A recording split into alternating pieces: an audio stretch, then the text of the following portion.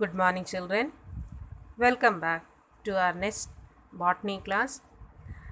In botany, we have started studying in the second unit about plant morphology. So, we studied plant morphology can be studied broadly under two headings: vegetative morphology and reproductive morphology. Already, we studied about the vegetative morphology in the chapter 3. So, we studied what are the vegetative parts of the plants. They are the root, stem, and the leaves. We studied their types, their modifications, their functions. In this chapter of Unit 2, we are going to study about the reproductive morphology. In a plant, the flowers, the fruits, and the seeds, they are said to be the reproductive part of the plants. So here, as we know, they are also called as the reproductive units.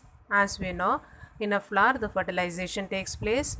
After the fertilization only, the fruits and the seeds formation takes place. So in this unit, let's study about these reproductive parts. So first, let's start with the flowers.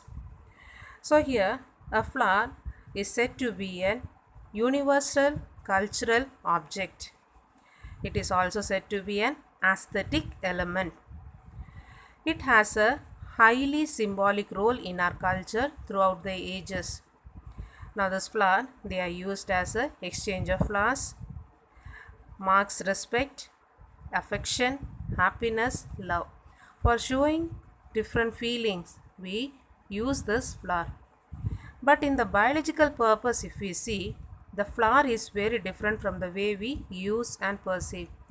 The flower helps to reproduce its own kind. So here flower is essential. In the biological purpose, if we say, flower is essential for the reproduction purpose. So this chapter will be discussing about the flower, their arrangement, fruits and seeds, which are the reproductive units of the plant.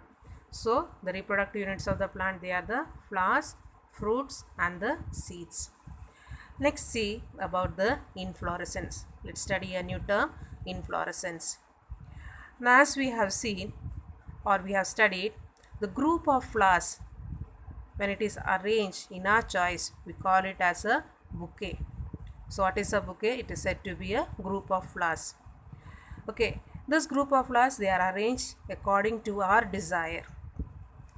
But in plants, if the flowers, they are arranged in a particular pattern, in a definite pattern, they are arranged on a branched or an unbranched axis, then it is called as an inflorescence.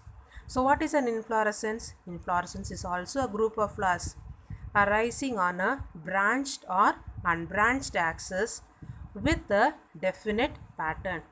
So in a particular pattern, the flowers, they are arranged in a plant either on a branched or an unbranched axis. Then we call it as an inflorescence. So we have studied here bouquet as well as an inflorescence. They are group of flowers, but in a bouquet, the flowers, they are arranged in a particular arranged in a pattern according to a desire. There is no pattern is there, they are arranged according to a desire. But inflorescence, it is unique to that particular species. It is also a group of flowers. It is arranged on a branched or an unbranched axis, but in a particular pattern or in a definite pattern. Now, what are the functions of inflorescence? The functions of the inflorescence is to display the flowers for effective pollination. Okay, as we have already studied, flower is involved in the fertilization process. So first event for this before the fertilization to take place is pollination. So for pollination, for effective pollination, the flowers has to be arranged in a particular pattern. So here this inflorescence play a role in it. Next, it facilitates the seed dispersal. It helps in dispersal of the seed. So we have studied the inflorescence. In a plant, the inflorescence are there. A particular arrangement of flowers are seen that helps in the pollination, and next it is for the seed dispersal. The grouping of flowers in one place is place gives a better attraction to the visiting pollinators the pollinating agents, and maximize the energy of the plant. Next we are going to study about the types of inflorescence. Now these types of inflorescence can be studied under different headings. First one we are going to study based on the position. So have you ever noticed the inflorescence arising from different positions? Where is the inflorescence present in a plant? So you might have seen, observed numerous flowers around, numerous plants around you, which is producing the flowers. In all the plants, the flowering pattern is not same. In sunflower, you can see the flower is at the topmost position, whereas in the hibiscus, you can see it is in the present in the middle, somewhere in the axis. It is grown there. In the middle of the branches, you can find. Okay, so in plants you can find the arrangement of the flower in different way. So first one we are going to study the inflorescence type based on the position. Based on position, the inflorescence, it may be classified into three major types. They are terminal, axillary, cauliflorous. Terminal, when the inflorescence grows at the part of a terminal shoot. Example, raceme of Nerium oleander. So terminal, that is in the tip of the plant, the terminal part of the plant, the flower is born there. Then that arrangement we call it as terminal. Next is axillary. So inflorescence, so here you can just imagine this is the tip of the plant, here a flower is born on the tip. This is called as the terminal. Axillary, inflorescence present in the axil of the nearest vegetative leaf. Example, Hibiscus rosa sinensis. So here you can see this is the stem. So here one leaf will be born, and on the axil of the leaf you can find a flower is born there. So here this is called as an axillary. If the flower is born on the tip of the plant, we call it as terminal. If it is born near to the leaf, between the leaves, on an axil, then we call it as axillary. Next is the cauliflorous. Inflorescence develop directly from a woody trunk, on a tree trunk, anywhere when the inflorescence develop, we call it as cauliflorous. Example, Theobroma coca. So here you have seen the coca tree. In that the inflorescence, they arise from anywhere in the trunk. Next classification or next type of inflorescence is based on the branching pattern and other characters. So first one we have studied about the types of inflorescence based on position. Next we are going to study the type of inflorescence based on the branching pattern. So here inflorescence may also be classified based on branching, number and arrangement of flowers and some specialized structures. So based on the branching pattern, the number and arrangement, the flowers, they are inflorescence, they are classified as indeterminate. Indeterminate is also called as racemose. Determinate is called as cymose. Mixed inflorescence, it is the mixture of the racemose and the cymose inflorescence. And the next is the special inflorescence. Special inflorescence, here the inflorescence which is confined to that particular plant. Okay, so here based on the pattern, branching pattern, the inflorescence, they are of four types: indeterminate, determinate, mixed inflorescence, special inflorescence. So first one is what? The indeterminate and determinate. These two first we will be understanding here. Now here you can see in this diagrammatic representation. So here you can see this is the inflorescence axis. This inflorescence axis keep on elongating, and on this the flowers are born. Okay, inflorescence axis is elongating, and on this the flowers are arranged. In the inflorescence axis is elongating, the oldest flower will be at the base and the youngest flower will be towards the apex.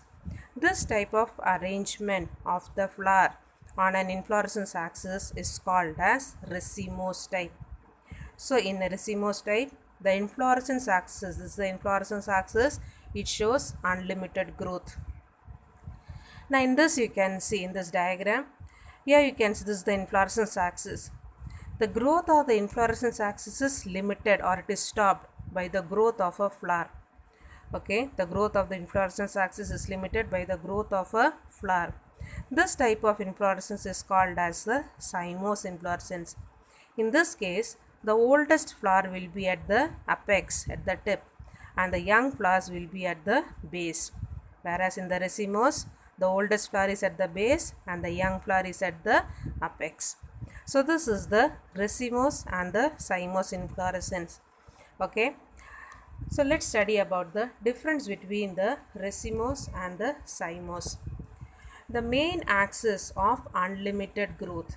As we have studied the inflorescence axis, they have the unlimited growth. They keep on growing. Whereas in cymose, the main axis is limited. As we have studied, the growth of the inflorescence axis is limited by the growth of a flower in cymose. Next, the flowers are arranged in an acropetal succession. So acropetal is what? The oldest flower will be at the base and the young flower is at the apex. This is called as the acropetal succession. You can find this acropetal succession in racemose. In cymose, the flowers are arranged in a basipetal succession. So that is, in the cymose, the oldest flower will be at the tip and the young flowers will be at the base. Next, the opening of the flower is centripetal in racemose. That is, first the flower which is present at the base, they will open. Next, the flowers which is present at the apex, they will open at the last. So this type of opening, that is from the periphery to the center, then it is called as centripetal. Whereas in cymose, the opening of the flower is centrifugal. As we know, the oldest flower is present at the center on the apex and the young flowers are present at the base. The oldest flower will first open, then the young flowers will open. So here the opening is from the center towards the periphery. So this is called as the centrifugal. Next, usually the oldest flowers at the base of the inflorescence axis. As we have studied in racemose inflorescence, the inflorescence axis, they show unlimited growth. So the oldest flower is at the base. Whereas in the cymose, usually the oldest flower at the top of the inflorescence axis. So this is the difference between the racemose and the cymose. Next, we are going to study about the different types of racemose. So already we studied the central axis of the inflorescence, that is called as the peduncle. They possess terminal bud which is capable of growing continuously and produce lateral flowers, is called as the racemose inflorescence. Now this is the central axis of inflorescence. This is also called as the peduncle. You can see this is the inflorescence axis or the central axis of the inflorescence, and this is also called as the peduncle. Okay, now here at the tip it possesses the terminal bud. Because of this terminal bud only, this inflorescence axis, they keep on growing. So this type of inflorescence is called as racemose. So here the old flowers are at the base. The old flowers can be seen at the base and the young flowers and buds are towards the apex. As you can see here in this diagram, the old flower is at the base and the young flower is at the apex. It is further divided into three types based on the growth pattern of the main axis. So this racemose inflorescence is classified into three types based on the growth pattern of the main axis. So here, when the main axis elongated, that is the inflorescence axis, the central axis, they keep on elongating, then it is the first type. It has different types are there. We will be studying each one in detail. Next, the main axis is shortened. So the growth of the main axis is limited, and on the tip of the main axis there are numerous flowers are arranged. Then that is called as that is the second type, that is the main axis shortened. Third type of racemose inflorescence is main axis is flattened or globose. So when the main axis is the growth of the main axis is limited by the flattened base or globose structure, then it is called as the main axis flattened or globose. So we will be studying the different types of that in each headings. So first one will be studying main axis elongated. So as we know, this is the inflorescence axis, it keeps on elongating. This is called as the main axis elongated. The axis of inflorescence is elongated and contains pedicellate or sessile flowers on it. Now what is this pedicellate or sessile flowers? Now this is a flower. This flower, it has a small stalk. This is called as the pedicel. So the flower is borne on a pedicel. This will call it as a pedicellate flower. Sometimes directly on the central axis the flower is borne. Then we call it as sessile. So when the pedicel is absent, the flower is said to be a sessile flower. So the main axis of inflorescence is elongated and contains pedicellate or sessile flowers on it. The following types are discussed under main axis elongate type. So first one is the simple raceme. So simple raceme, this is the diagram and this is the simple raceme. Main axis elongated and the older flower is at the base and the young flower at the apex. This is the simple raceme. So let's see the explanation. The inflorescence with an unbranched main axis, they bears pedicellate flowers in acropetal succession. Example, Crotalaria retusa, mustard, etc. So as we have studied, you can see in this diagram, the main axis is elongated, it is unbranched, and here it is acropetal succession. Acropetal means the old flower at the base and the young flower at the apex. So example for the simple raceme is Crotalaria retusa and mustard. Next is the spike inflorescence. Spike is an unbranched indeterminate inflorescence with sessile flowers. So here this is the spike inflorescence. So here you can see the inflorescence axis is elongated, old flower at the base, but this flower they do not have a pedicel. So it is said to be a sessile flower. So on an inflorescence axis, if sessile flowers are borne, then we call it as a spike inflorescence.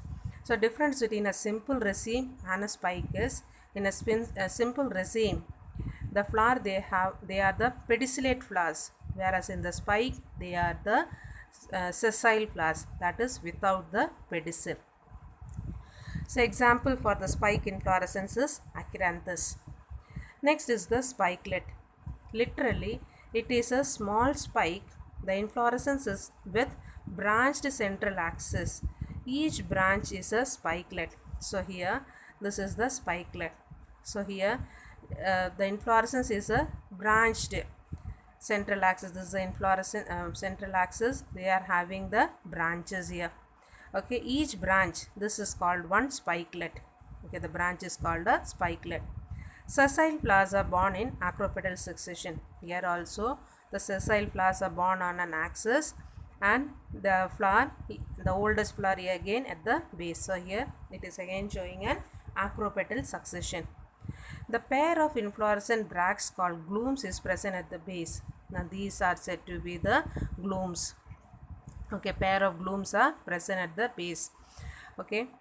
Next, each sessile flower has a lemma, bract, and a palea, that is the bracteole. So here each inflorescence, so as we have stated, they have the sessile flowers are there, that is without the pedicel. They have the bract. Okay, they have bract. Bract is the small scaly leaf-like structure. Okay, they have the bract is present there, that is called the lemma. This is the bract called the lemma, and they have another scaly leaf-like structure, that is called the bracteoles. Okay, next, tepals reduced to colorless scaly leaves, or they are called as the laudicule. So these are the laudicules. Now what are they? They are made up of tepals. Now what is this tepals? As we know, in a flower there are four parts are there: calyx, corolla, androecium, gynoecium. Calyx and corolla, they are said to be the accessory walls, supporting walls. In a flower, when the calyx and corolla they are not differentiated, okay, and the androecium and gynoecium is surrounded by only one layer, only one wall is present which is not differentiated into calyx and corolla, then we call it as tepals. We call it as perianth. The perianth is made up of group of tepals. So tepals reduced to colorless scaly leaves, they are called the laudicules. Okay, Then this is, you can see in the diagram, these are the lodicules here. Okay, that is the reproductive part, that is the stamen and the pistil. They are surrounded by the tepals. Tepals, as we have studied, when the calyx and corolla is not differentiated, only one single wall is present, then we call it as the perianth. The perianth is made up of tepals. So the tepals are surrounding the stamen and the pistils. They are called the lodicules. Each flower has a stamen and pistil only. Example, paddy, wheat. Third type of racemose inflorescence, main axis elongated, is catkin. So in this catkin, the inflorescence axis will be drooping down, hanging downwards. It is also called as pendulous spikes, with a long and drooping axis bearing small unisexual or bisexual flowers. Unisexual flowers means that in a flower only one reproductive part is present there. Okay, either the stamen will be present or the pistil will be present. We call it as a unisexual. If both the reproductive parts are present, we call it as the bisexual flowers. It is also called as ament. So here you can see this is drooping downwards, hanging downwards. Okay, so this is the apex of the inflorescence axis. Old flower at the base, young flower at the apex. Again, there are the sessile flowers are present there. Next is the spadix inflorescence. So spadix inflorescence, an inflorescence with a fleshy or thickened central axis that possess many unisexual sessile flowers in acropetal succession. Usually, female flowers are found towards the base and the male flowers are found at the apex. Entire inflorescence is covered by a brightly colored or hard bract that is called a spathe. Example, Amorphophallus colocasia.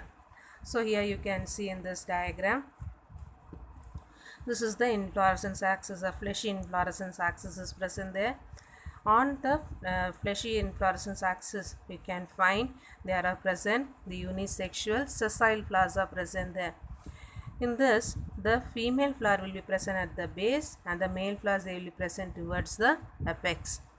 And the entire structure will be surrounded by a bract that is called the spathe. Now all of you might have seen the banana flower. You have seen in banana flower, you can see surrounding the young bananas there is a maroon color layer is present, a dark red color layer is present. Okay, that dark red color is called as the bract. Okay, that's a large bract, or it is also called as the spathe. In banana flower there are numerous bracts are present, whereas in spadix inflorescence, surrounding this inflorescence only one such bract will be present there. So the entire inflorescence will be surrounded by one sheathy bract that is called as the spathe. Next is the panicle inflorescence. Panicle inflorescence is nothing but a branched raceme. Okay, branched raceme is called as a panicle. So here you can see a branched raceme is called as a panicle. Example, Mangifera, neem. It is also called as compound raceme or raceme of racemes. So here you can see this is the inflorescence axis. Inflorescence axis, they shows the branchings are present there, and on these branchings you can find the flowers are arranged. So old flower at the base, young flowers at the apex. So here this branched raceme is called as the panicle, or it is also called as the compound raceme, or it is called as the raceme of raceme. Since here the central axis is elongating, this axis is also elongating. Okay, and the flowers are borne on an acropetal way. So this is called as a raceme of raceme. So this we studied up under the racemose. The first type, that is the main axis is elongated. Next one we are going to study about the main axis is shortened. Okay, so the inflorescence with reduced growth of central axis, there are two types, namely corymb and umbel. So first let's understand the diagram, then we'll go with the explanation. So corymb inflorescence. So here you can see this is the inflorescence axis, central inflorescence axis, and on this numerous flowers are born. Okay, as in the racemose inflorescence is born the same way, but one thing is happening, that all the flowers they are arranged in the same level. So for this arrangement, the oldest flower will have the longest pedicel and the youngest flower will have the shortest pedicel. As a result, all the flowers they are arranged in the same level. This type of inflorescence is called as a corymb inflorescence. That is, the main axis is keep on elongating. Okay, here at the same time the flowers are produced, but the flowers are produced in such a way that is the oldest flower will have the longest pedicel and the youngest flower will have the shortest pedicel. As a result, all the flowers will be arranged in a same height. This is the compound corymb. Here also you can see this is the central inflorescence axis which is elongating, and in this branchings are there. Okay, and from this branchings the inflorescence is arising there. Again the old flower at the base, okay, and the young flower at the apex. So here this is called as the compound corymb. So here you can see this explanation here. An inflorescence with shorter pedicellate flowers at the top and longer pedicellate flowers at the bottom. All the flowers appear at the same level to form a convex or flat topped racemose inflorescence. Example, Caesalpinia. Compound corymb. A branched corymb is called as the compound corymb. Example, cauliflower. So here this corymb inflorescence, you can see the another example for this we call the Ixora, or you can see the idlipu, what we call it as. That is an example for a corymb. Next, umbel. An inflorescence with indeterminate central axis, and that is the central axis keeps on growing, elongating, and pedicellate flowers arise from a common point of peduncle at the apex. As we know, peduncle is the central axis. Example for them is the Allium cepa. Compound umbel is a branched umbel. Each smaller unit is called as umbellule. Example, Daucus carota, Coriandrum sativum. So here you can see this is the umbel inflorescence. So here this is the central axis. So the central axis, it is an unlimited growth. It keeps on elongating. After some time you can see that is from a common point of this inflorescence axis there are numerous pedicellate flowers they are arising. They are called as the rays. Okay, numerous pedicellate flowers are arising. Okay, this is called as the umbel inflorescence. Okay, now when this inflorescence axis they show the branching. Okay, that is from the inflorescence axis at a point there are numerous branching is taking place, and at the tip of the branching again the pedicellate flowers are born. This is called as the compound umbel. So here this umbel you can find in Allium cepa, that is in the onion plant you can find this umbel inflorescence, and compound umbel inflorescence is seen in the carrot plant. Next we are going to study about the third type of racemose inflorescence, that is main axis is flattened. The main axis of inflorescence is mostly flattened or globose. That is flattened, it is either in the convex shape or concave shape, or it is globose round shape. A head or capitulum is determinate or indeterminate group of sessile or subsessile flowers arising on the receptacle, often subtended by an involucre. So head is a type of inflorescence. When the main axis is flattened, the type of flower is said to be a head inflorescence, or it is also called as capitulum. So here you can see in this diagram here, this is a Tridex plant. So in the Tridex plant you can see this is the inflorescence axis which is elongated, which is showing unlimited growth, and on the tip you can find there is the head inflorescence. This inflorescence is said to be the head inflorescence, or it is also called as capitulum inflorescence. So here you can find that is the flower is surrounded by a leaf-like structure that is called as the involucre. Okay, so this is the head inflorescence. So here they can find in the head inflorescence group of sessile or subsessile flowers are born on a receptacle. Receptacle is a surface on which these flowers are arranged. Often subtended by an involucre. That is, these flowers, sessile flowers, they are surrounded by an involucre. So a cup like structure, the leaves forming a cup like structure, that is called as the involucre. So the inflorescence is called as a head. The head is a characteristic inflorescence of Asteraceae. Asteraceae is the sunflower family. The sunflower also has the head inflorescence and is also found in some members of Rubiaceae and Mimosaceae. Torus contain two types of florets. So here in this head inflorescence there are two types of florets are present there. They are disc floret and tubular floret, and ray floret or ligulate floret. So here you can see in this diagram. So here this is the head, a bit longitudinal section of the head is taken here. This is the involucre. This is the involucre. This involucre or it's a cup like structure which is holding numerous florets. Okay, so two types of florets are there. They are sessile flowers. Okay, they are small sessile flowers. They are called as the florets. So as we have studied, two types of florets are present there. So the florets which is present in the center, okay, they are called as the disc floret. They are called as the disc floret. The flowers which is present towards the periphery, the florets which is present towards the periphery, they are called as the ray floret. So this involucre is holding two type of florets. In the center they are tubular structure, they are called as the disc floret, and in the periphery, that is towards the boundary, there are few ray florets are present there. So here disc floret or tubular floret, ray floret or ligulate floret. Based on the type of florets present, the heads are classified into two types. They are homogamous head or heterogamous head. That is, based on the as we have studied, in the head there are two types of florets are present there, disc floret and ray floret. Now based on the presence of the type of floret, they are classified as homogamous head or heterogamous. When only the disc floret or the ray floret is present in the flower, it is called as homogamous head.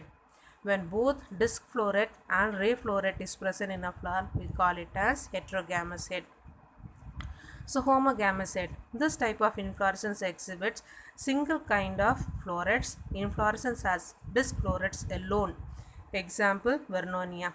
So here if the flower is having only the disc floret, okay, then example for this is Vernonia. Another type of homogamous head is the flower is made up of only ray florets, then it is example for this is the Launia. Next is the heterogamous head. The inflorescence possess both type of florets. Example, Helianthus tridex. So Helianthus is the sunflower. In that you have seen the yellow color petal like structures. They are actually the ray florets, and in the center you can find the brownish color layer, tubular structures are present. They are the disc florets. So here in this diagram you can see, so this is what in a flower both the type of florets are present. So this is a heterogamous head. This is the tridex plant. Disc florets at the center of the head, they are tubular and bisexual. So here we have studied there are two types of florets are there, disc and ray floret. Disc floret is present in the center. This disc floret of the head inflorescence, they are tubular shape, they are tube like, or you can say the tubular structure is present there, and they are bisexual, that is both the androecium and gynoecium is present there. Whereas the ray florets found at the margin of the head, which are ligulate and pistillate or unisexual. So here the ray floret which is found at the periphery or in the margin, they are pistillate, that is only the gynoecium is present there. So they are said to be what, the unisexual flowers. So here you can see here, this is the disc floret, this is the ray floret.